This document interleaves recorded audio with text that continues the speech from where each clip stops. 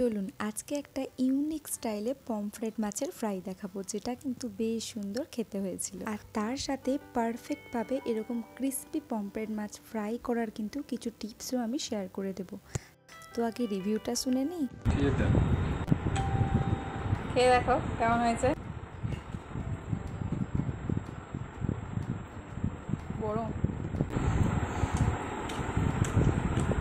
ভালো হয়েছে। বাবু বল, বাবুকে একটু দাও। বাবু বল ভালো হয়েছে।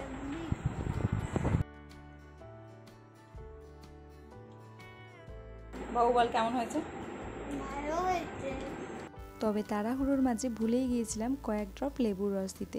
এরকম মাছ ভাজার সাথে কিন্তু কয়েক ড্রপ লেবুর রসটা বেশ সুন্দর লাগে। তো রেসিপিটা দেখে নিই চলুন। প্রথমেই কিন্তু একটা পমফ্রেট মাছ নিয়েছি, আর মাছগুলো আগে থেকেই খুব ভালো করে পরিষ্কার করে ধুয়ে নিয়েছি। মাছগুলো বাজার থেকে নিয়ে আসার পর আমি দু রকম ভাগ করেছিলাম, একটা ছোট সাইজের আর একটা বড় সাইজের। তো ছোটোগুলো আজকে এরকম ফ্রাই করেছি, আর বড়গুলো একটা কারির রেসিপি করব। তো সেটাও কিন্তু শেয়ার করে নেব, অবশ্যই আপনারা দেখে নেবেন। দেখে নিতে বলছি এই কারণে, কারণ আমার চ্যানেলে কিন্তু প্রত্যেকটা ভিডিও একটু অন্য রকম, অন্য স্টাইলে বা ইউনিক স্টাইলে আমি করার চেষ্টা করি। মানে একই রকম বা একঘেয়েমি টাইপের রেসিপি আমি চেষ্টা করি না বানানোর, তো একটু কিন্তু ইউনিক টাইপের রাখার চেষ্টা করি।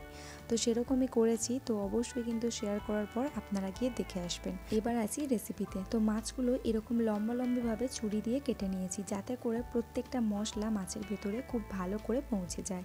আর মাছের ভিতরে নুন ঝালটা যখনই ঠিকঠাক পৌঁছাবে তখন কিন্তু টেস্ট অবশ্যই 100% আসবে।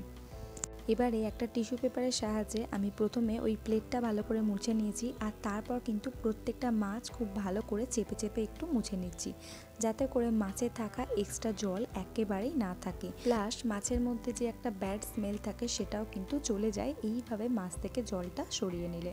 তো প্রত্যেকটা মাছ খুব ভালো করে এরকম চেপে চেপে আমি মুছে নিয়েছি, আর তারপর এখানে একটা মশলা রেডি করে রাখবো।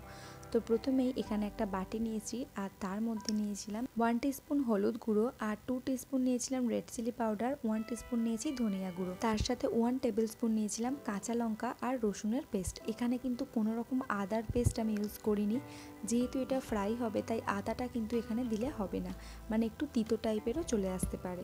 তো তার জন্য এখানে জাস্ট রসুনের ফ্লেভারটাই আমি অ্যাড করেছি, আর তার সাথে পরিমাণ মতো লবণ দিয়ে কিছুটা জল অ্যাড করে খুব ভালো করে মশলাটা মিশিয়ে নিয়েছি, আর তারপর এইভাবে মাছের উপরে দিয়ে দিয়েছি। আর খুব ভালো করে মেশাতে হবে, যাতে করে মাছের ওই কাটা যে জায়গাগুলো সেখানে কিন্তু খুব ভালো করে মশলাগুলো পৌঁছে যায়। এই মশলার বাঁধনটা ঠিকঠাক রাখার জন্য অনেক সময় এখানে 1 টিস্পুন বেসনও অ্যাড করে দেওয়া যায়। তবে যেহেতু বেসন দিলে ওই যে মাছটা ভাজার পর ক্রিস্পি ব্যাপারটা কিন্তু থাকে না, মানে একটু নরম টাইপের হয়ে যায়, তাই আমি কিন্তু এখানে কোনো রকম বেসন বা চালের গুঁড়ো কিছুই ইউজ করিনি।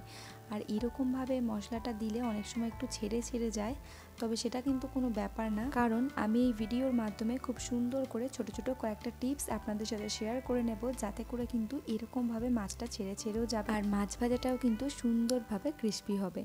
তো পুরো ভিডিওটা দেখুন, অবশ্যই কিন্তু জানতে পারবেন। তারপর দেখুন কথা বলতে বলতে আমার প্রত্যেকটা মাছ কিন্তু খুব ভালো করে মশলা দিয়ে ম্যারিনেট করা হয়ে গেছে, আর প্রায় এপিট ওপিট সমানভাবে কিন্তু সমান মশলা দিয়ে আমি মাছগুলো ম্যারিনেট করেছি। আর যেটুকু মশলা এক্সট্রা হয়েছিল সেটাও কিন্তু একেবারে মাছের উপর দিয়ে খুব সুন্দরভাবে মাখিয়ে দিচ্ছি।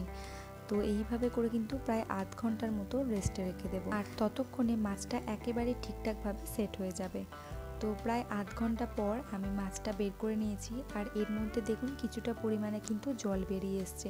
এটা কিন্তু ওই যে একেবারে এক্সট্রা যে মশলায় জলটা দিয়েছিলাম সেটার মধ্যে থেকেই কিন্তু বেরিয়ে এসছে। তো তারপর মাছটা ভাজার জন্য আমি এখানে একটা ননস্টিক প্যানের মধ্যে বেশ কিছুটা তেল নিয়েছি, আর তার মধ্যে দিয়েছিলাম অল্প পরিমাণে একটু লবণ। এবার বলি লবণটা দেওয়ার কারণ। তেলের মধ্যে অল্প পরিমাণ একটু এরকম লবণ দিয়ে দিলে কিন্তু মাছটা কোনোভাবেই নিচে লেগে যাবে না, তাই এখানে কিন্তু লবণটা দেওয়ার ফলে দেখুন মাছটা কিন্তু খুব সুন্দরভাবে কিন্তু এক পিঠ ভাজা হয়ে গেছে, আর কোনো রকম কোনো মশলা কিন্তু একটুকু নিচে আটকে যায়নি। এরকম ছোট ছোট টিপস যদি সবাই মনে রাখতে পারি তাহলে কিন্তু রান্নাটা খুব ইজিভাবেই করা যেতে পারে। এরপর দেখুন মাছের এক পিঠটা ভাজা হয়ে যাওয়ার পর আমি উল্টে দিয়েছি, আর তারপর এখানে দুটো কারি পাতার সিস অ্যাড করে দিলাম। কারি পাতাটা একেবারে ছাড়িয়ে দিলাম না এই কারণে যাতে করে কারি পাতার ফ্লেভারটা মাছে আসুক, কিন্তু কারি পাতাটা না। তাই ডিরেক্টভাবে দুটো কারি পাতা শীষ এইভাবে আমি দুদিকে দিয়ে দিয়েছি।